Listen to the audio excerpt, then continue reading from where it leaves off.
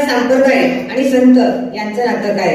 तेव्हा बाबा सातारकर महाराज हसले व त्यांनी सोपा शब्दात सांगायला सुरुवात केली की एका भाकरीची भूक असताना एक भाकरी खाणं याला विकृती म्हणतात, एका भाकरीची भूक असताना दोन भाकरी खाणं याला प्रकृती म्हणतात, पण एका भाकरीची भूक असताना अर्धी भाकरी खाणं याला आमच्या महाराष्ट्राची संस्कृती म्हणतात. आणि ती अर्धी भाकर पुढारलेल्या गरजवंताला देणं ही संस्कृती ज्यांनी आम्हाला शिकवली त्यांना आमचे संत म्हणतात. म्हणजे संतांचं आणि संस्कृतीचं नातं हे आपल्याला कसं आहे तर जीवाचं आत्म्याचं नातं जसं आहे तसं आपलं आणि संतांचं नातं आहे. मित्र, या व्यासपीठावर मी या ठिकाणी आज विषय मांडतोय. कोड क्रमांक 72 लिगालिटी वैशाली कुमार आपल्या समोर विषय मांडतोय, वारकरी संत महाराष्ट्र धर्म घडला तुम्हा कारणे.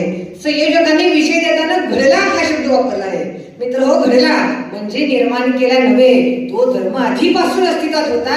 त्या धर्माला स्वतःची आचारसंहिता, त्या धर्माला स्वतःची ओळख, त्या धर्माला स्वतःचा स्टँडर्ड प्रोटोकॉल देण्याचं काम कोणी केलं तर ते आमच्या संतांनी केलं. जेव्हा आमच्या धर्माची व्याख्या सांगण्यात येते तेव्हा ज्ञानोबा तुकोबा हे दोनच शब्द वापरले जातात. तेव्हा मला सांगायचं आहे याची सुरुवात 12व्या शतकामध्ये महात्मा बसवेश्वरांनी केली, जे सांगतात काय कवे कैलास म्हणजे तुमचा गर्व हा तुमचा धर्म आहे. आणि याच्या पुढे जाऊन राष्ट्रसंत तुकडोजी महाराजांनी सुद्धा तेच सांगितलं की या भारतात बंधुभाव नित्य वसू दे ते वरचे असू दे. म्हणजे आमच्या संतांची दुफळी ही कशी आहे?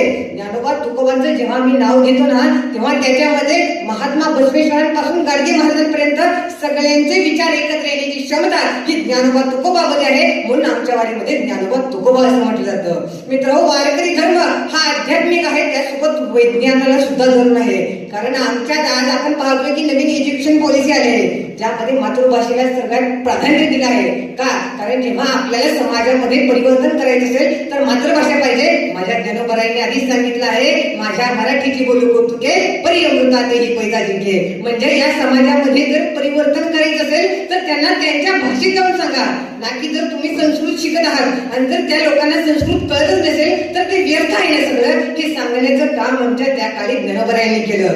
मित्र हो, आज आपण पाहतोय की आमचा वारकरी धर्म हा सप्तपदीच्या पलीकडे आहे. सप्तपदी म्हणजे काय? जात पात धर्म भेद लिंग गोत्र वर्ण याच्या पलीकडे जाऊन जो काम करतो तो आमचा महाराष्ट्र धर्म होय.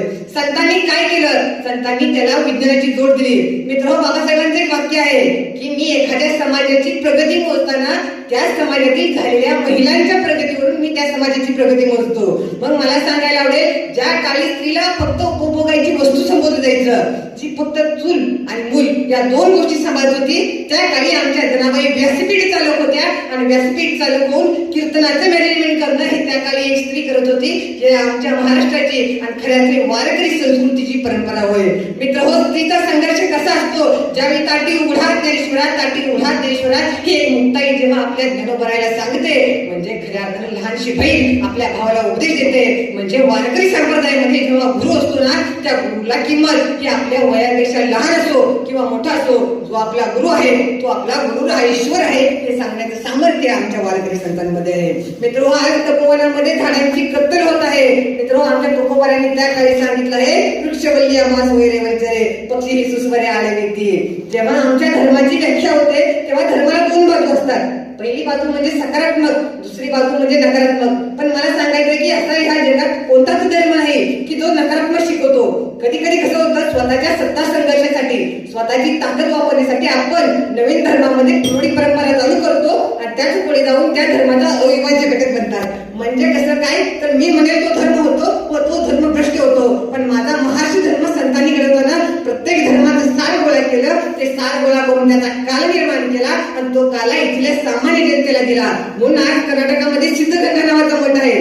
तो मठ पूर्णपणे कन्नड आहे. तिथं कुणालाही मराठी येत नाही, पण त्या मठामध्ये आपण गेल्यावर आपल्याला ज्ञानोबा ते तुकोबा प्रत्येकाचे फोटो मिळतात. म्हणजे आमच्या संतांनी आम्हाला सांगितलं आहे. संतांनी आम्हाला काय सांगितलं? वाचा वाचा वाचा हे विज्ञान सांगतं, पण संत सांगून गेले दिसा माझी काही तरी ते लिहावे, प्रसंगी अखंडित वाचित जावे. आता ह्या तरुणांच्या हातात हा देश आहे. मित्र, मला एवढं सांगायचं आहे, जे काम शिवरायांनी स्वराज्याचा कालनिर्मितीचं केलं, जे काम गोकुळात श्रीकृष्णाने कालनिर्मितीचं केलं, तेच काम आता आपल्याला सगळ्यांना करायचं आहे. या संत विचार टिकून हे रिंगण आहे, हे रिंगण आपल्याला विचारांचं भरवायचं आहे. आणि हे रिंगण जर आपल्या घरातले सुजलाम सुफलाम घडलं तर आपण सुद्धा या धर्माचे पायी आहोत आणि हा धर्म घडवतोय हा आपला समज आहे. हे आपण खऱ्या अर्थाने प्रारूप करूया आणि या ठिकाणी थांबतो. जय हिंद, जय महाराष्ट्र, जय हरी विठ्ठल.